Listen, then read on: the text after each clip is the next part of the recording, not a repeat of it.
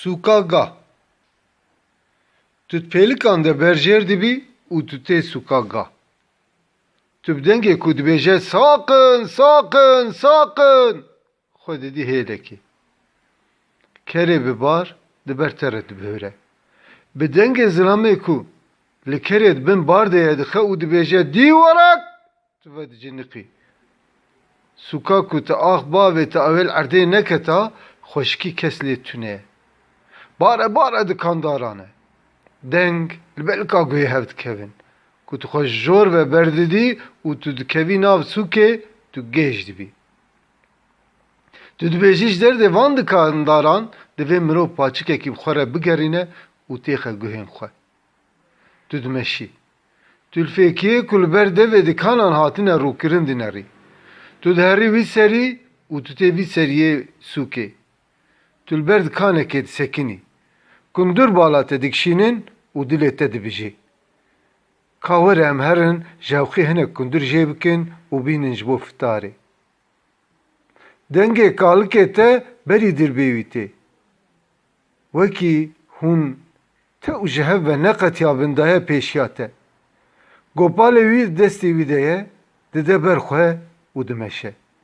Dîsa ew riha wî ya spî boz rûyê keş rapêçaye. Tu li gavavêtina wî dinerî. Hûn tê nav hewqê. Te ji bîr nekiriye bê çi qasî ji darên xwe hez dike.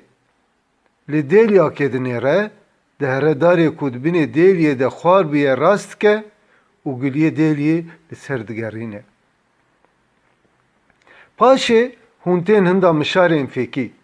Çend xirtikan ji lemêjê dike, çend heb firingî, çend heb bacan û îsot, çend heb jî xiyar ji nav mişaran dide hev. Hûn li ser xênîne. Erê, wî xaniyê ku şevreşekê baranê kiribû ku tu tê weribî. Hûn li ser wî rûniştinin. Ew li bendêne ku mela azan bide û fitara xwe vekin, tu jî li bendeyî ku tu têr wan kunduran bixwî. Mela azan dide. Bi dengê meleyê nîvro re tu vedigerî sukaga. Kalikê te dîsa bi oxira xwe de dihere. Lêbêrîkirin û hezkirina wî bi te re dimîne. Tu dimeşî. Rojiya Remezanê ye. Her tişt pir buha ye.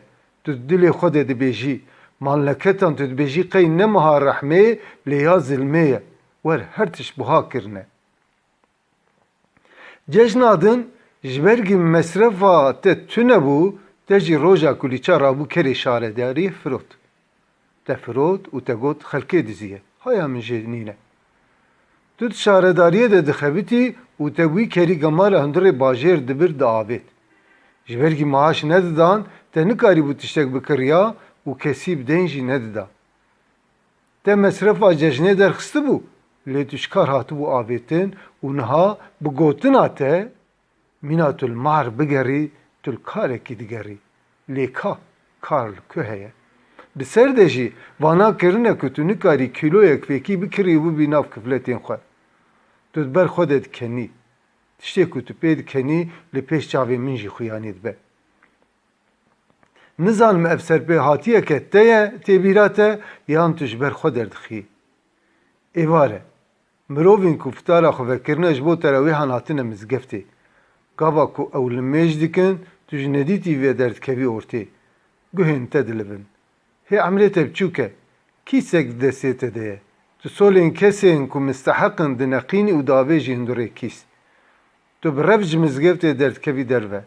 Bi rê de zilamek sakoyê wî na piyê wî ye cal te dikeve. Te digire. Têr li te dixe. Tu nabêjî ew zilam bavê te ye. Hêrs bûye û ji te re dibêje. Te hê misînek û çend şujde jî ji diya xwe re anîbaya. Wek hûtekî dada be te, yekî tu da hêlekê. Xuyang jî winda bû. Teblî ku kerê Şamî di ber bêvila te re dibihîre jî, tu nizanî bê kê çi mal te werkir. Kengî ku çoyê himêl sînga te dinûrxuçîne, hê nuh tu fêm dikî ku hinekan bi xêra xwe tu daye aliyekî. Çoyê himêl di sînga te de ye û dibêje: Bi hem gotin ser te saqin jî tu xwe nadî aliyeke xwe, qey li serê te xis birçîbûn yavo.